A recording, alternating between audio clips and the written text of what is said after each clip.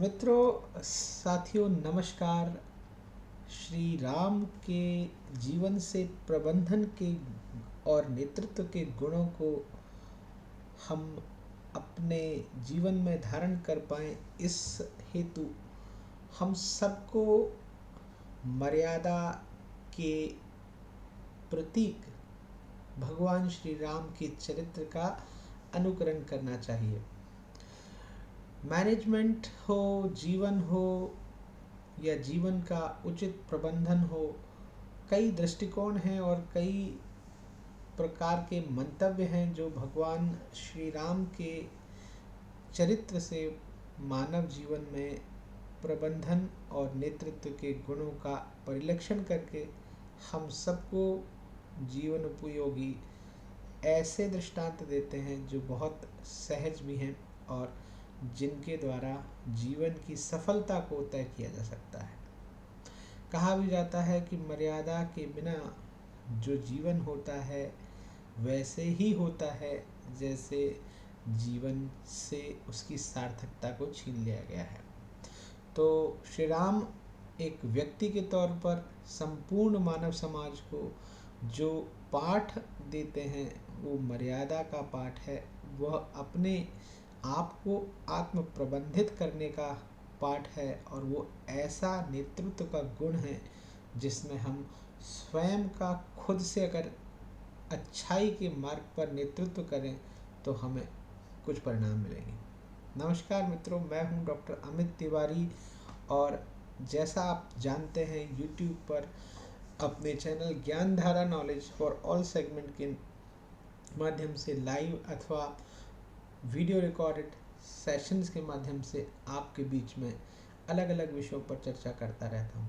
आज चर्चा करेंगे एक ऐसे विषय पर जो बहुत उपयोगी विषय है हम सबके लिए, तब जब जीवन में प्रबंधन की एक महती आवश्यकता है और नेतृत्व का गुण विकसित करने की कला अगर हमें आ गई तो हम शायद अपने जीवन में अपने वांछित लक्ष्यों को प्राप्त कर पाएंगे।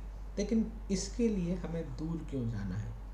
इसके लिए हमें श्री राम के चरित्र का ही अगर हम अनुसरण या उनका श्रवण कर लें तो निश्चित तौर पर हम उस आदर्श चरित्र से जो कुछ सीख सकते हैं वो प्रबंधन और नेतृत्व के गुण का एक महत्वपूर्ण लेसन या लर्निंग है। मित्रों, श्री राम एक आदर्श राजा और एक आदर्श नेता जिसको हम मर्यादा पुरुषोत्तम कहते हैं के रूप में पूजनीय है। उनके जीवन में प्रबंधन का महत्व केवल सिद्धांत स्वरूप में नहीं है, वह जीवन को हमेशा प्रबंधन के परिप्रेक्ष्य में जीते हैं। समझिए इस बात को इस तरह से कि जब हम श्री राम के जीवन का अनुसरण करते हैं एक राजा के राजकुमार के तौर पर, उनके जीवन में जो अनुशासन है, जो अपने गुरु की आज्ञा से गुरु आश्रम में जिस तरह से शिक्षा में अपने आप को विदीर्ण करता है, शिक्षा के संबंध उनके जो प्रबंधन के परिप्रेक्ष्य हैं, अपने जीवन को बांध कर उसके अंदर मानवीय गुणों को गढ़ना। भगवान के इस चरित्र को रामायण में बहुत सारे प्रहसनों के माध्यम से बताया गया है। आधुनिक प्रबंधन के जो संस्थान हैं, चाहे आईएम्स हो या हार्वर्ड हो या कोई भी ऐसा प्रोफेशनल मैनेजमेंट मोटिवेशनल स्पीकर, वो प्रबंधन के जिन अधो लक्षित गुणों के बारे में बात करते हैं वो शायद राम के गुणों से बहुत निम्नतम हैं। तो बेहतर यही है कि हम आधुनिक प्रबंधन के परिप्रेक्ष्य में अगर राम को एक कैरेक्टर माने और उनके द्वारा किए गए जो नेतृत्व उपयोगी पाठों को निष्कर्ष स्वरूप में अपने चिंतन में लाएं तो शायद हम बेहतर इस चर्चा को जस्टिफाई कर पाएंगे। और जैसा मेरा उद्देश्य या लक्ष्य भी है कि मैं उदाहरण के माध्यम से श्री राम के नेतृत्व के आदर्श को आपको समझा पाऊँ। क्रिया द्वारा नेतृत्व करना यानी एक्शन के थ्रू लीडरशिप का जो कैरेक्टर है श्री राम का, वो हमें ऐसा गुण देता है जिससे हम अपने जीवन में नेतृत्व गुण विकसित कर सकते हैं। श्री राम ने सदैव अपने कार्यों से लोगों का, जिसे जनमानस कहते हैं, उनका नेतृत्व किया, चाहे वो व्यक्तिगत जिम्मेदारियां हो या राज्य का प्रबंधन हो। स्वयं के पिता के द्वारा उनके वचन को निभाने के लिए वनवास जाना, ये एक बहुत बड़ा एग्जाम्पल है, बहुत बड़ा उदाहरण है जो नेतृत्व की तरफ जाता है। आज के कॉरपोरेट सेक्टर में जिस भी तरह की ईमानदारी या लीडर के नेतृत्व की जो बात हम कहते हैं लाइन ऑफ एक्शन के थ्रू, वो इससे समझ आता है। मित्रों, बहुत आसान होता है हम किसी भी परिप्रेक्ष्य में प्रबंधन को लेकर सेट करना उस एग्जाम्पल को जो दूसरों के द्वारा है, लेकिन राम दूसरों के द्वारा एग्जाम्पल नहीं सेट करते, बल्कि वो खुद एग्जाम्पल सेट करने का काम करते हैं। और ये काम वहाँ से शुरू हो जाता है जब कॉर्पोरेट के अंदर ईमानदारी, कर्म या निष्ठा की जब बात हमारे लीडर्स के द्वारा कही जाती है, तो वो अगर राम की तरह उस ऑनेस्टी पर, उस डेडिकेशन पर खुद अगर नेतृत्व के साथ, जैसा राम ने अपने व्यक्तिगत जीवन में या सामाजिक जीवन में अपने पिता के वचन को निभाने के लिए किया, ऐसा कर्म करना नेतृत्व का एक ऐसा गुण है जिसे कई लोग फॉलो करते हैं। और यही कारण है कि कर्तव्य के प्रति समर्पण होना, धर्म का पालन करना, यहाँ धर्म का मतलब सही मार्ग पर चलना तो है ही, लेकिन धर्म का मतलब वो जिसे आप धारण करते हैं। आई बिलीव कि जब हम मैनेजमेंट करते हैं अपनी लाइफ का, अपने संस्थानों का, तो हमारी नैतिक जिम्मेदारी हो जाती है कि हम जो कुछ भी कर रहे हैं उसके प्रति हमारा समर्पण है या नहीं है। हम जो भी पालन करने के लिए जो भी हमारी ड्यूटी है, धर्म का मतलब धर्म इति धारयेत, जिसको हम धारण कर रहे हैं, जो हमारी ड्यूटी है, क्या उस कर्तव्य के प्रति हमारा समर्पण है या नहीं है। इस कर्तव्य के प्रति हमारे समर्पण का भाव तब जागता है जब हम धर्म का पालन करते हैं। धर्म का पालन मतलब एक व्यक्ति के तौर पर एक संस्थान की प्रति आपकी जो जिम्मेदारी है, क्या आप उसका निर्वहन उचित और सम्यक तरीके से कर पाते हैं। दूसरा, हम एक सामाजिक जिम्मेदारी के अंदर बंधे हुए व्यक्ति हैं, लेकिन क्या हम समाज के बारे में, परिवार के बारे में, अपने नाते रिश्तेदार या स्वयं के बारे में जो अपनी मूलभूत आवश्यकताएं हैं उनको एक दायित्व के तौर पर निभा पाते हैं नहीं। और अगर नहीं तो हमें इससे शिक्षा लेनी चाहिए। इसमें मैं स्वयं को भी शामिल करता हूँ। कई रूपकों में हम ऐसा नहीं कर पाते, लेकिन अगर हमें अपने आप को स्वयं के प्रति जागरूकता रखनी है तो धर्म का पालन करना यानी कर्तव्य का पालन करना, चाहे वो पारिवारिक, सामाजिक या हमारा संस्थानिक कोई जिम्मेदारी है, उसे निभाएं। व्यक्ति को स्वयं के हित से ऊपर सोचने की आवश्यकता है, क्योंकि हालांकि ये सत्य है या नहीं, लेकिन श्री राम ने माँ सीता को वनवास के लिए भेज दिया क्योंकि वो व्यक्तिगत सुख से ऊपर जनहित की बात या लोगों के मत की बात करते हैं। इस पर विवेचन अलग तरह से किया जा सकता है कि नैतिकता क्या है, क्या नैतिकता संगठनात्मक मूल्यों पर आधारित है या निजी मूल्यों पर आधारित है। मैं समझता हूँ यह मर्यादा की सबसे बड़ी पराकाष्ठा होती है जब स्वयं के त्याग से अगर लोगों का कल्याण होता है तो ये किया जाना चाहिए। हालांकि ये एकांगी होगा, लेकिन अगर हम इसको व्यवहारगत तरीकों से समाज के लिए समझें तो ये ज़्यादा नैसर्गिक और खुला पक्ष होगा, जिससे हम समझ सकते हैं कि श्री राम के इस महान चरित्र से उनके त्याग और उनकी कर्मठता की जो हम व्याख्या कर पाते हैं वो अनुसरण योग्य हो सकती है। आधुनिक संदर्भों में नैतिकता और संगठनात्मक मूल्यों के आधार पर हमें निर्णय लेना चाहिए। हमारी अपनी जिम्मेदारी अपने परिवार के साथ साथ उस संगठन के प्रति या उस समाज के प्रति भी है जिससे हम बने हैं या जो हमारा पालन पोषण भरण पोषण करता है। श्री राम का चरित्र हमेशा कठोर नहीं रहा है। वो हमेशा एक कर्तव्य पथ पर चलने वाले एक सैनिक की तरह प्रतीत नहीं होते, वे करुणा में भी हैं। लीडरशिप की क्वालिटी में अगर आपके अंदर या आपके व्यक्तित्व के अंदर करुणा या दया नहीं है तो आप शायद अच्छे लीडर हो ही नहीं सकते। और इस बात का उदाहरण श्री राम अपने हर कृतित्व के अंदर करते हैं।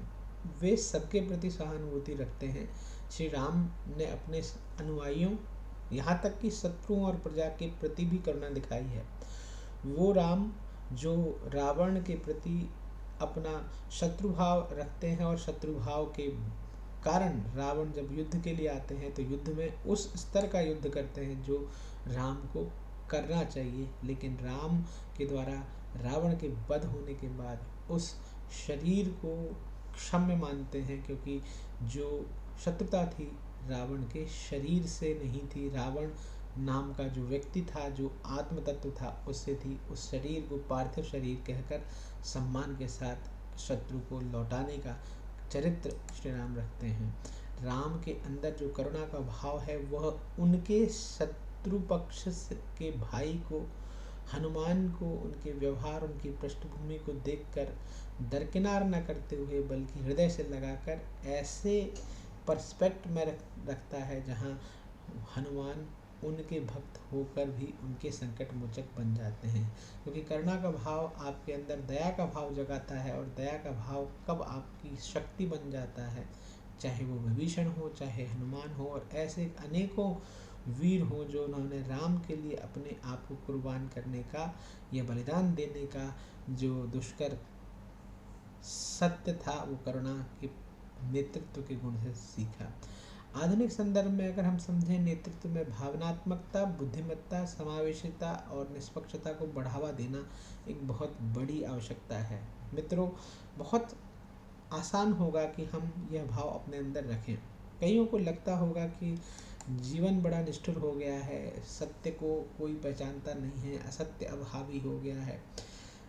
कई कारण हैं आपके प्रति अनैतिक आचरण करने के, चाहकर भी हम सत्य को सत्य नहीं कह पाते, लेकिन फिर भी हमको औपचारिक स्तर तक तो कहीं कहीं ना कहीं नैतिकता को अपनाना पड़ेगा। लेकिन हम सब अपनी नैतिकता का अगर शमन कर देंगे तो निश्चित तौर पर समाज के लिए वो स्थिति ठीक नहीं होगी।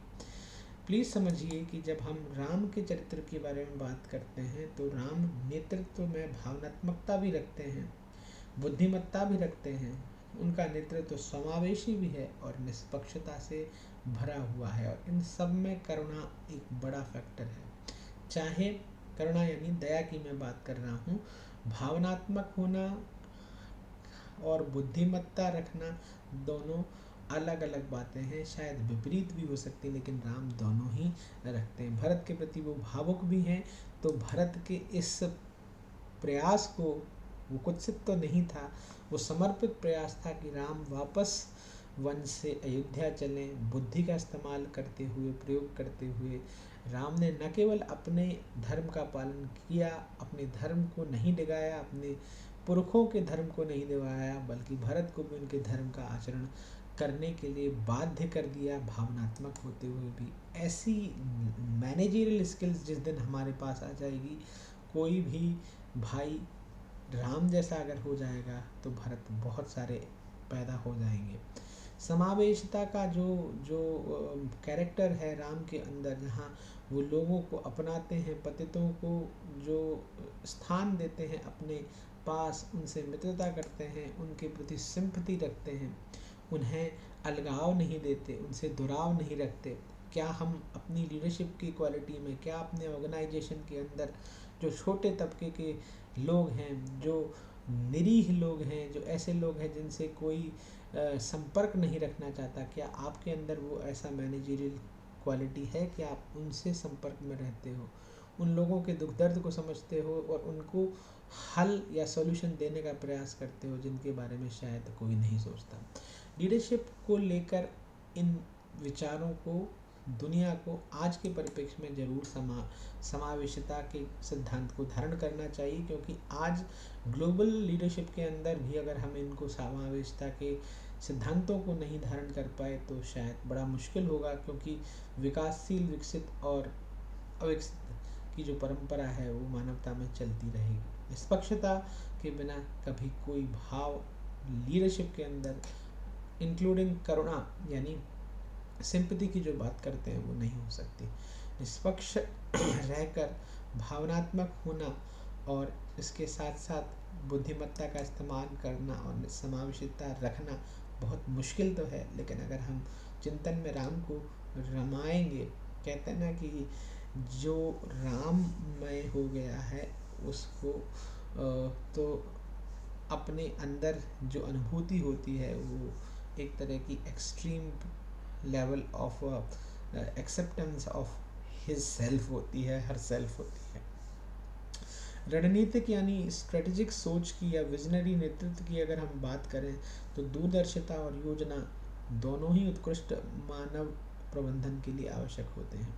श्री राम की वहाँ से यात्रा, जब दंडकारण्य में सीता माँ का अपहरण हो जाता है और उसके बाद न केवल राम शोध करते हुए सीता माता का पता तक लगाते हैं और उसके बाद इस बात का भी पता लगाते हैं अपने इंटेलेक्ट कैपेसिटी से, अपनी स्ट्रेटजी से कि लंका पहुंचा कैसे जाए, लंका के अंदर की जो स्ट्रेटजिक इक्वेशंस हैं वो क्या क्या हैं, वहाँ के हालात क्या हैं, वहाँ लड़ने और जीतने के बीच में किस तरह की योजनाएं बनाई जाएंगी और उस लक्ष्य को हासिल कैसे किया जाएगा। सुग्रीव से मित्रता करना, विभीषण के साथ कूटनीतिक बातचीत और आधुनिक संदर्भ में इसे समझें तो कल्याण के साथ ये दीर्घकालिक दृष्टिकोण है जो सामरिक निर्णय की लेने की क्षमता भी विकसित करता है और उन कल्याण को भी निहित करता है जो शायद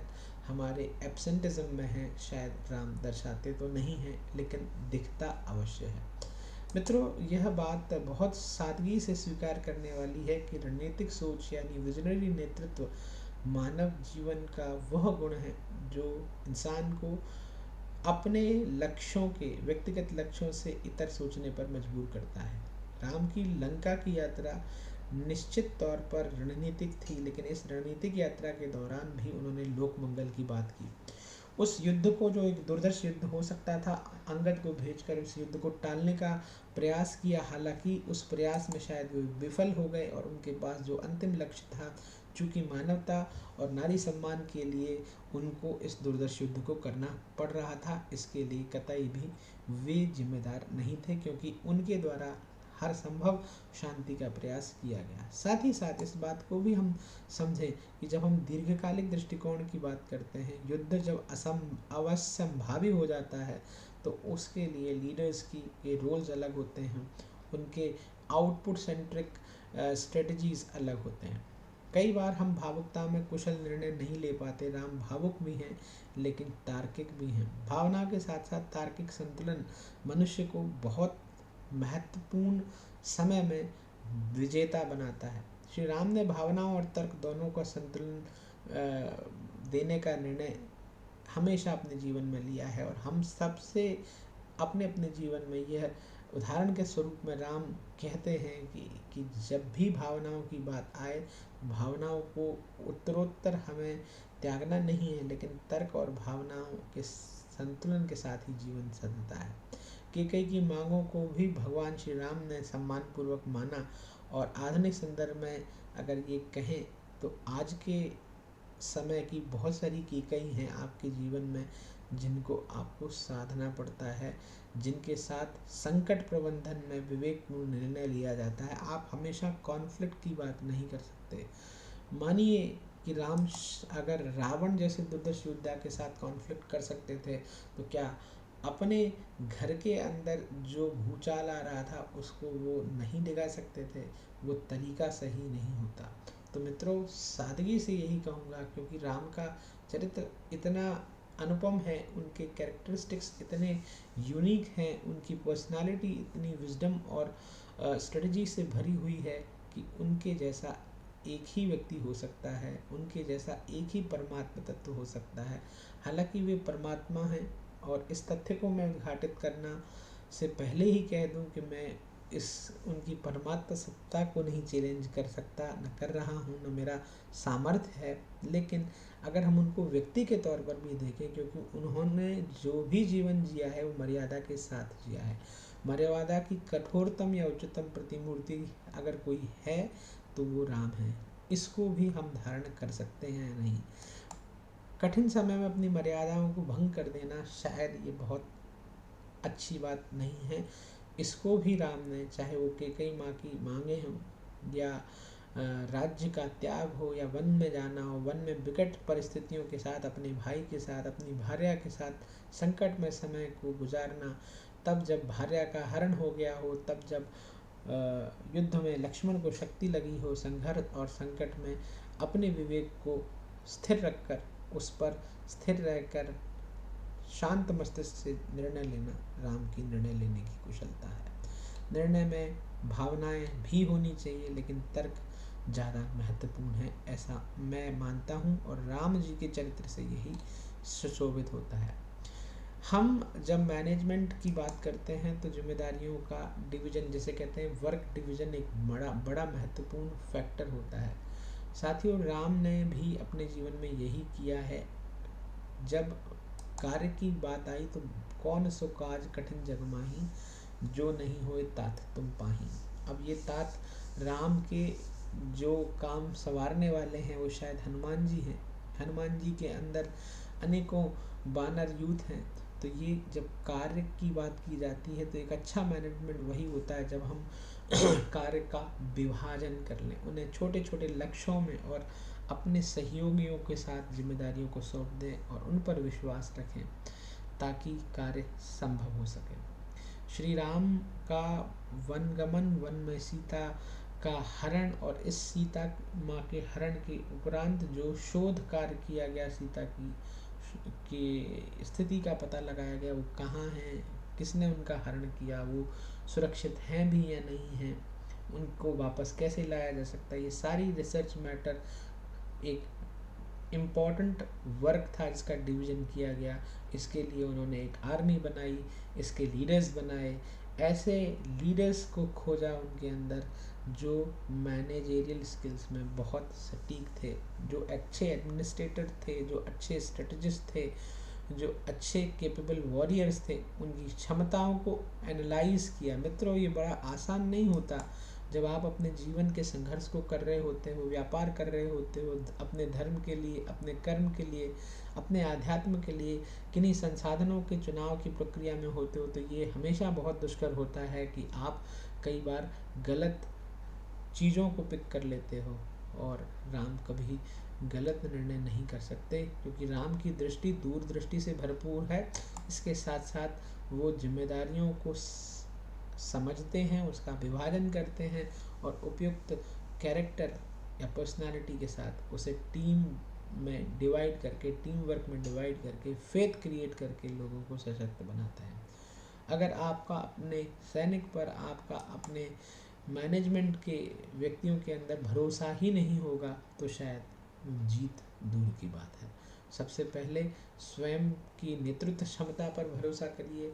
दूसरे जो आपके अधीन हैं उनको इतना बल दीजिए, उनकी कौशल पर, उनकी क्रियाओं पर या उनके विजडम पर आपको विश्वास होना चाहिए। और अगर नहीं तो प्रबंधन के प्रोसेस में, जिसे लर्निंग प्रोसेस या ट्रेनिंग प्रोसेस कहते हैं, उनको बल दीजिए, उनके साथ बलाबल की बात करिए। राम हमेशा ऐसा करते हैं।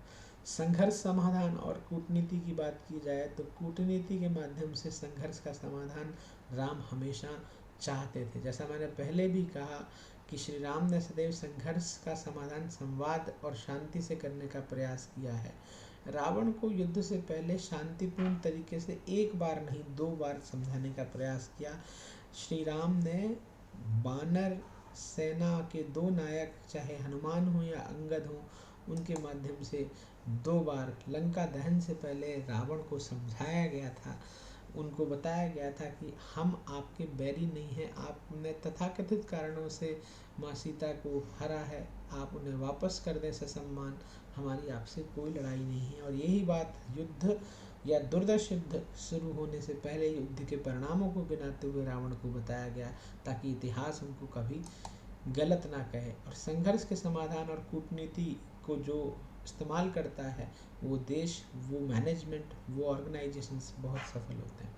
समावेशी नेतृत्व के विषय में और टीम निर्माण की प्रक्रिया बहुत आसान नहीं होती। जितने भी संगठन हैं, जितने भी व्यक्ति हैं जो सफल हैं, वो सफलता तभी हासिल करते हैं जब उनके पास एक ऐसी कॉम्प्रिहेंसिव सोच होती है जहाँ पर वो हर किस्म के लोगों को, चाहे मैनेजमेंट की बात की जाए, चाहे टेक्नीशियन की बात की जाए, चाहे स्किल्स की बात की जाए, अगर एक टीम के तौर पर बात करें तो एक टीम में हर प्रकार के लोगों को समावेशी होने का मतलब इंक्लूसिव सोच, जो बांटने की सोच नहीं है, जो संयोग करने की सोच है, वो सोच है श्री राम की। और उस सोच के साथ मर्यादा के आचरण में रहकर वो कईयों के साथ स्थित प्रज्ञ होकर कार्य करते हैं। टीम का निर्माण और टीम को कुशलता के साथ टीम प्रबंधन को सिखाने का काम भी श्री राम अपने जीवन में हम सबको देते हैं। श्री राम ने समाज के सभी वर्गों को एकत्र किया, चाहे वो बानर हो, भालू हो, चाहे वो ऐसे लोग हों जो जंगलों में रह रहे हों, ऐसी जातियां जो जिन्हें निषाद कहा जाता हो, उनके मित्र होते थे। रावण के खिलाफ विभिन्न जातियों और समुदायों के लोगों को लेकर आने का कार्य राम ने नहीं किया, रावण की नीतियों ने किया। और रावण के की भावना के खिलाफ वो लोग इकट्ठे हुए, क्योंकि राम हमेशा समावेशी नेतृत्व में बिलीव या विश्वास करते हैं। आधुनिक संदर्भ में अगर कहें तो संगठन में डाइवर्सिटी एक ऑर्गेनाइजेशन की या एक समूह की नेतृत्व की मोटिवेशन सेक्टर की, या जैसे कहना चाहिए इंडक्टिव अप्रोच के साथ पॉजिटिव सॉल्यूशंस को क्रिएट करती है, अगर हम एक इंडक्टिव नेचर रखते हैं। संकट में धैर्य और सहनशीलता, मित्रों ये गुण जो श्री राम का है, वो गुण सबसे बड़ा गुण है। राम ने अपने जीवन की जो कठिनतम समय में अपने धैर्य को नहीं छोड़ा। वनवास में माँ सीता के विछोह के बाद उनके अपहरण के बाद इतने लंबे समय तक इस विश्वास में रह कर कि माँ सीता सुरक्षित हैं, और वो जहाँ भी हैं उनको पता लगाकर वहाँ से उन्हें सम्मान वापस लेना है। युद्ध के अंदर आई विभीषिकाओं के अंदर, या ऐसा जो भी समय श्री राम ने अपने आगामी जीवन में भी देखा, चाहे वो लंका से रावण को मारकर अयोध्या वापस जाना, और अयोध्या में अपने राज्य को संभालते हुए एक प्रशासनिक जिम्मेदारी को हैंडल करते समय जो भी उनके सामने चुनौतियां आई, उनका भी उन्होंने सामना किया। मित्रों, धैर्य हमेशा एक बहुत बड़ा गुण है, और ये कैरेक्टरिस्टिक्स श्री राम से सबको सीखना चाहिए। जहाँ लक्ष्मण समुद्र को सुखाने की बात करते हैं, वहीं श्री राम 3 दिन कम से कम तपश्चर्या करते हैं। अलग बात है कि इसके बावजूद भी शायद समुद्र उन्हें रास्ता नहीं देता, और उसके बाद वो धीरज फिर भी नहीं खोते हैं। क्रोध आने के बावजूद भी जब याचना की जाती है तो समुद्र की बात को सुनकर अपने तीर को एक अलग पर्सपेक्ट में डाइवर्ट करते हैं, और ये डाइवर्जन अपने क्रोध को डाइवर्ट करने जैसा है। जो व्यक्ति अपने क्रोध को डाइवर्ट कर सकता है, उसे एनालाइज कर सकता है, धीरज के साथ कैलकुलेटिव एस्पेक्ट्स ऑफ अप्रोच के साथ अपनी सहनशीलता को बढ़ाएं, और हम अपने लक्ष्य तक जब तक नहीं पहुँचे तब तक संघर्षरत रहें, हिम्मत न हारें। ये एक बड़ा दीर्घकालिक गुण है जो श्री राम के चरित्र से हम सीख सकते हैं। किसी भी व्यक्ति का मानवीय जीवन में सफल होना उसकी दीर्घकालिक अप्रोच यानी लॉन्ग टर्म अप्रोच के ऊपर डिपेंड करता है। उसके पास अपनी जीवन के उन प्रहसनों में जहाँ पर वो अपने लिए जो एक्टिव रोल डिस्प्ले करता है, उनको ख़त्म करके उसके पास सेकेंडरी प्लान भी होना चाहिए। राम के अपने जीवन के संघर्ष के बाद राम राज्य की स्थापना और उसके को न्यायपूर्ण तरीके से एक समृद्ध राज्य के तौर पर चलाया जा सके, इसको लेकर अपने तीनों भाइयों और अपने पुत्रों के बीच में राज्य का उचित विभाजन उत्तराधिकार भी किया गया था। कई लोग इसमें बड़ी गलती कर देते हैं। भरत राम के भाई हैं, सक्षम हैं, लक्ष्मण राम के भाई हैं, सक्षम हैं, शत्रुघ्न राम के भाई हैं, सक्षम है, लेकिन भविष्य में अपने देश की अपनी धरती की सुरक्षा एक राजा के तौर पर करते हुए आप सशरीर शायद नहीं रहेंगे, लेकिन ऐसी लीडरशिप को रखें ताकि अपना जो उत्तराधिकारी रिलेटेड योजनाएं हैं या ऑर्गेनाइजेशन में जो अपना सेकंड इन कमांड ढूंढने की जो प्रक्रिया है, वो राम से अगर कोई सीखे तो शायद कभी निराश हताश नहीं हो सकता। संगठन में दीर्घकालिक लक्ष्यों पर केंद्रित नेतृत्व और उत्तराधिकार की योजना जिनके पास होती है वो हमेशा सक्सीडेड होते हैं, क्योंकि हर क्षण आपको नहीं मालूम कि शायद आपके लिए वनवास का हो सकता है, क्योंकि राम के जीवन में तो वनवास बीच में ही आ गया था जब उनका राज्य नहीं हुआ था। निष्कर्ष यही है कि राम के नेतृत्व के गुण, चाहे वो करुणा हो, नैतिकता हो, राजनीतिक सोच हो, कार्य का विभाजन, सहनशीलता और ऐसे अनेकानेक मानवीय गुण जिनसे न केवल नेतृत्व बल्कि प्रबंधन, ईमानदारी, सेवा, करुणा, दया और ऐसे बहुत सारे फैक्टर्स जो हमें शायद मेरे ऑब्जर्वेशन में नहीं दिख रहे लेकिन वो यथावत हैं।